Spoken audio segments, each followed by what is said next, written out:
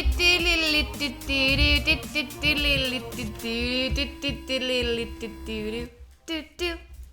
a circus. Yeah, because we're living in a fucking clown world. Are we ever? My goodness. Yeah.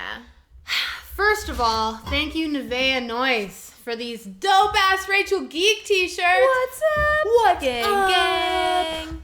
And thank you to Ryder's Hair, Paige Ryder, for this new Gang, gang. half and half. Like, what's up? What's up? I feel like if I walked by two different people, they would argue about what color my hair was.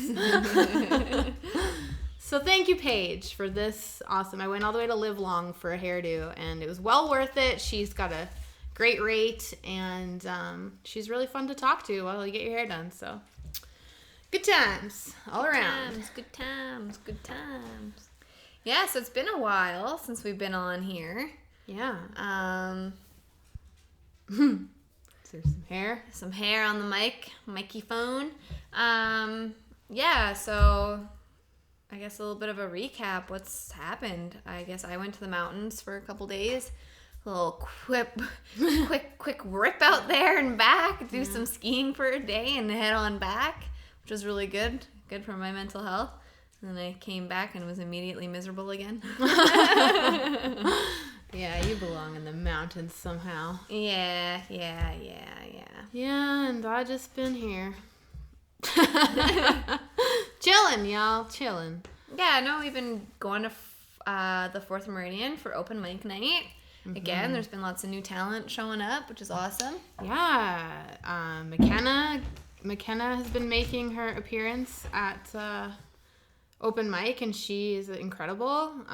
Kid Midnight and the Midnight Kids have been playing some hella new songs, and fuck, are they ever getting good. Like, it's so cool that I've watched this band kind of evolve. Yeah, like evolve and form and like practice together every week, and it's crazy how good they've gotten. It's like it's like going to a freaking sweet concert every single week. So yeah, and I've got some new regulars showing up too now. Yeah. Oh, and Dylan Hansen and the Rough Cuts got a bunch of shows booked. Yeah. So, like, again, another local band that formed at open mic, and, like, they're just killing it. It's so beautiful to watch. Yep.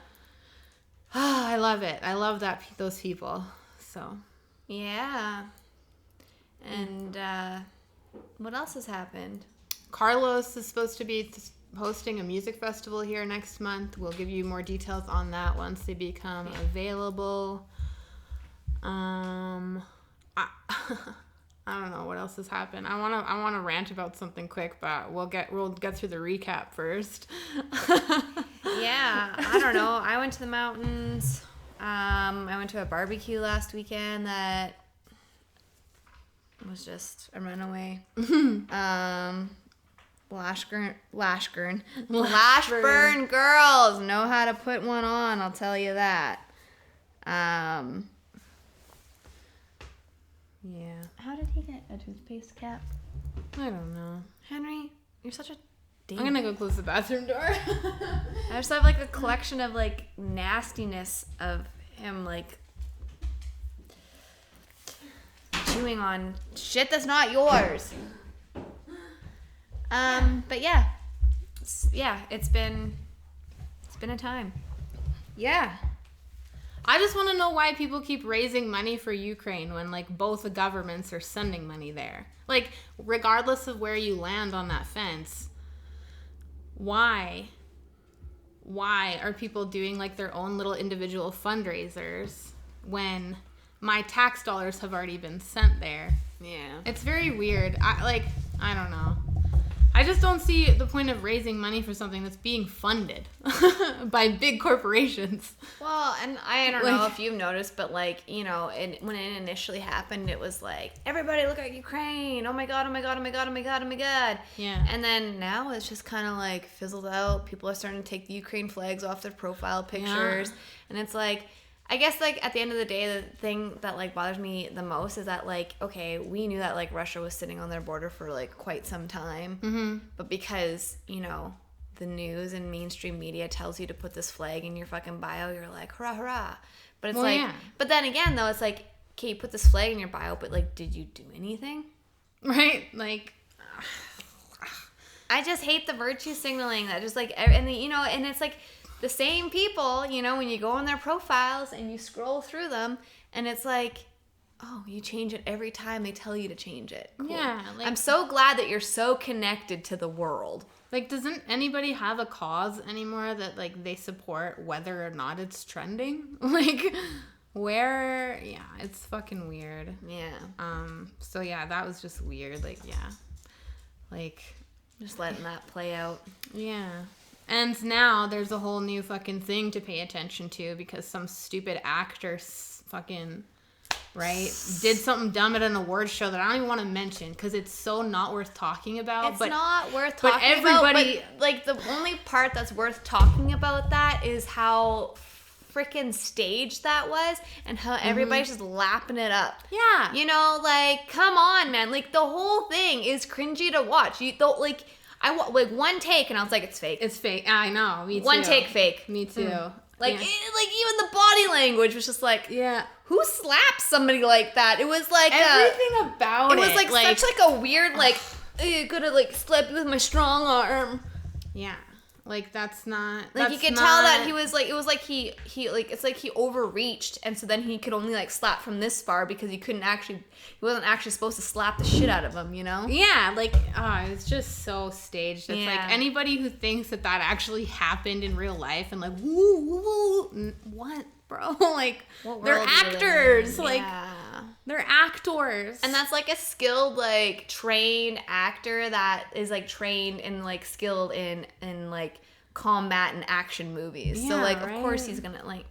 But even then, though, he still fucking made it look like shit. And the way that, like, it happened to be, like, these two prolific black actors, right? If it couldn't have been a white and a black actor, because then there would have been racism tangled in it somehow. So they had to keep it a clean black on black slap, keep my wife's name out. You know what I mean? It was so fucking just straight out of a soap opera. Like, the only thing that like I kind of like I just sit back and like laugh though is like all like the memes that are surfacing from it. Some of them are pretty funny, not gonna lie. Oh, definitely. And like some of them are like, oh, your wife can like disrespect you and do all this and that, but like he makes one little piddly joke and you slap the shit out of somebody, like right. And like dude says way worse shit about other people. Like, I don't know. It's all so dumb. Like, you picked the most famous black men that are politically correct, and you had them fight on stage to get everybody talking about an award show that nobody gives a fuck about anymore. But like, who really talk like? I don't know. Maybe I just don't like pay attention. But like, was Will Smith and Chris Rock really that freaking relevant anymore? No. Like the last thing Chris Rock did. Welcome back. The last thing Chris Rock did was what, Grown Ups 2? Yeah, and like Will Smith's been like doing some movies, but like not getting near as much clout as he used to. I don't like give a fuck about him. You know who matters? Orlando Brown? I was gonna say Orlando Bloom. No, not Orlando Bloom. Orlando Brown. Look up Orlando Brown and read his story, and then see if you still give a fuck about Will Smith. Like, dude tells a whole story about Will Smith abusing him as a kid. So. Like, I don't give a fuck about those guys. Like, no, so stop. And it's like all these like people, like even like people that like know how awful it is are like sharing the shit out of this, and it's just like just stop. And it's kind of like when Little Nas came out with those fucking Nike shoes, and it was just like everybody sharing the crap out of it, and it's like, congratulations, you just did exactly what they wanted. Well, yeah. Like, at what point are we just gonna like stop caring what celebrities do? Because reality is, the freaking celebrities have nothing to do with the reality of the world that we live in. They live in their own bubble wrapped, freaking sadistic, nasty ass Hollywood freaking. Yeah, they're living their Hell's shitty playground. They're living their shitty fake life on TV for you to fucking copy and follow, so that you think that it's worth following. So and you it's not. Spend your money, so you think poorly of yourself, so you run yourself down, you become. So you make fun of other people. Like, they always have like, oh, if you're not doing this, then you're not cool and whatever. And it's like, no, like, we're all cool. Y'all are the ones that aren't cool because you're all doing the same things each other does. Yeah, and it's like that Jamie Kennedy said, like, Hollywood feeds us shit because we eat the shit and we lap it up and we spread it around, and it's just a shit world the more we eat shit and spread shit, so. Yeah. And yeah, that whole, it's just set up to like literally bring people down at the end of the day. Well, and they need our loosh, right? They need our energy. So the more energy we put into these dumb celebrities, they whether you believe in the magic of energy or not, you're feeding your energy to these people. Every click, every article, every thought, you're giving them your power. So stop. Stop. Like, even right now, if you're watching this, you're giving us your power, right? And like, thank you, because we're regular ass chicks just trying to hustle it. So just make sure you're aware of where you're giving your loosh to, because it's real. It's real. Yeah. So where your attention goes, energy flows. Exactly.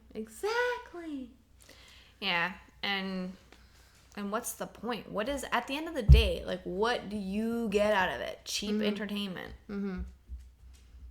Get out and read a book and freaking go for a walk. Look at nature. Yeah. That's pretty neat. You remember, like, back in the day, like, I don't know if you were like this, but I was very much like, you've never heard of that? Ha, it's the coolest thing ever, you know? And, like, looking back, like, I kind of more respect the people that never heard of that. Like, whatever it was, right? Like, I feel like I'm always, like, last to, like, the gate. Like, what's this trend going on? I didn't hear about that. You know? I was a trend hopper for years, and, like, I see now why that's a thing. Yeah, it's just never really been something that's, like, I don't know. It's never been something that's really intrigued me or taken up a lot of my attention, I guess. Like, yeah, I watched, like, TV and stuff like that, and, like, mindless TV, like, I'll admit. But, like, the trends and stuff, like, I feel like I just never cared enough. No. And, like, now, knowing what I know about the world and everything, it's like, oh, I wonder if that's why I didn't care. If it was, like, my, like, intuition was like, meh, not for you. Oh, probably. Like, I feel like a lot of the reason people jump on things that other people are doing is because they want to feel liked. And, like, I don't know if that was ever, like, your thing. Like, that was my thing for a long time. Like, I just wanted to, like, be part of things, and because I didn't know who I was. So it's like, you jump on these bandwagons and these trends to try to be with others. And it's like, no. No. Yeah. I don't really even, like, obviously everybody wants attention and stuff, but I don't know. I feel like I've just always been so okay with being on my own that I'm just like, like, I have no problem. Like, I have, like, very rarely do I ever have, like, FOMO. If I don't want to go to something, I'm just like, I'm not going. Yeah.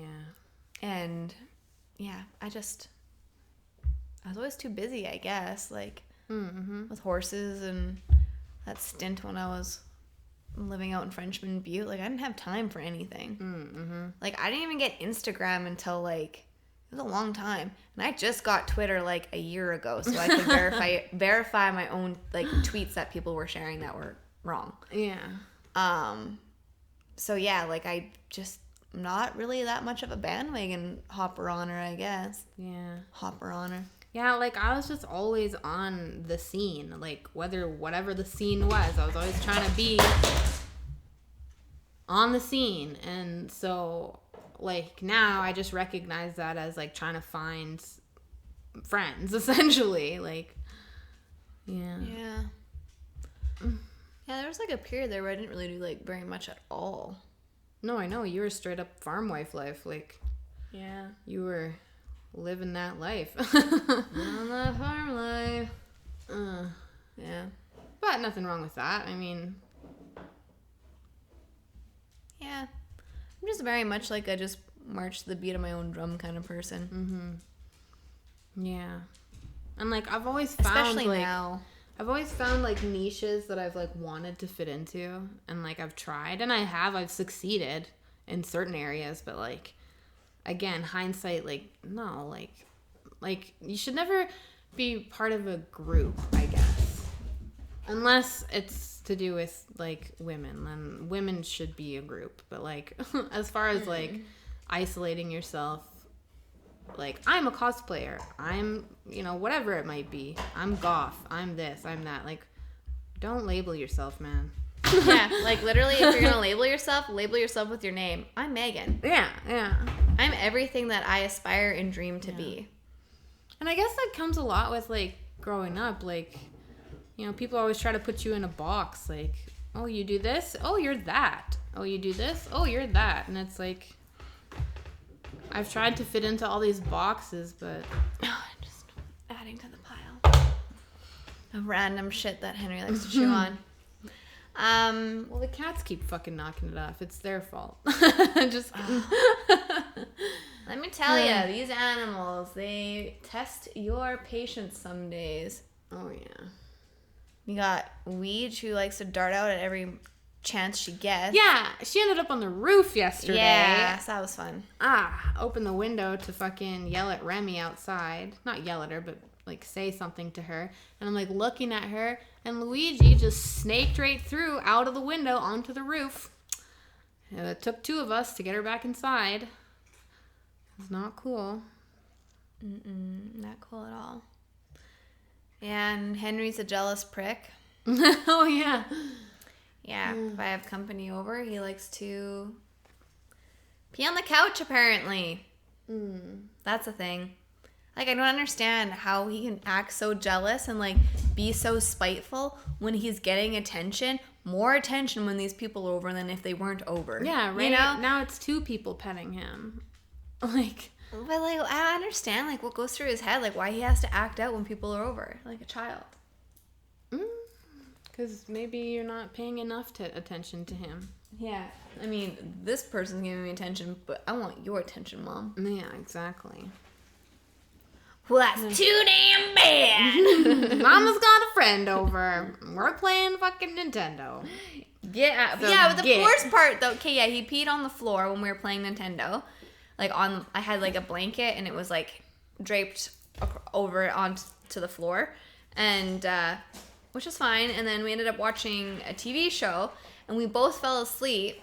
And I woke up, and I, like, went to go, like, lean over to grab my water bottle, and, yeah, put my hand right in a pile of pee. And then the jerk takes his toy and puts it over top of the pee as if, like, she'll never know. Oh, my God.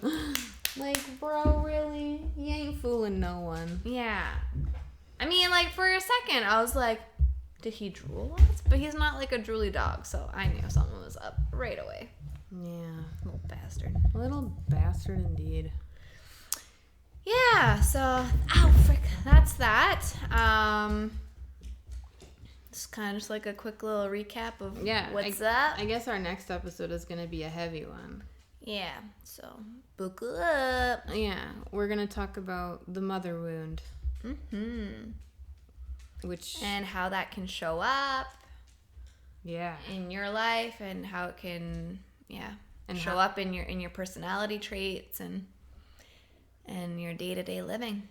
Yeah, it's interesting. I told somebody that we were going to be talking about that, and they were like, oh, good. And I was like, oh, you know what that is? You know, because, I don't know, I've never really heard the term before until we started deep diving into our own healing journeys. So, like, yeah. Actually, I think I learned what it was from that self-healing mama. Yeah. Yeah. Yeah, there's, like, a whole Instagram page that's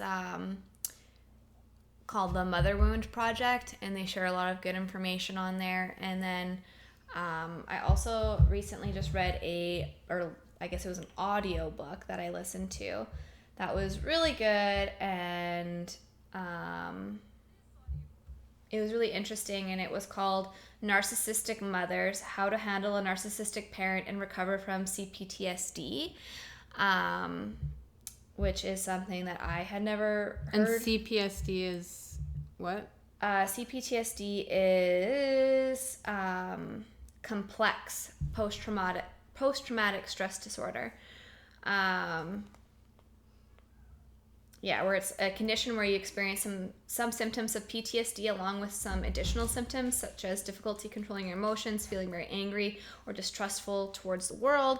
And when I kind of like dug into it a little bit, it was basically like there's like the complex post-traumatic stress disorder is like more of like when it's been like repetitive traumas. over and over again is kind of how you develop this. And then you develop like these coping skills, which, I mean, on my healing journey, I have discovered so many coping skills and like these things where it's like, you know, once you figure out how to dissect things, it's like, oh, this is why I do this. Noted. Noted. And I've had so many like moments where I'm like, this makes sense now. And, you know, like I always knew that there was some, like, obviously I knew I was messed up, but it's just interesting dissecting it all. Yeah, for sure. And we're going to dive unpacking it. Yeah, we're going to dive all into that next time. So have a great day. We'll see you later. Bye. Bye.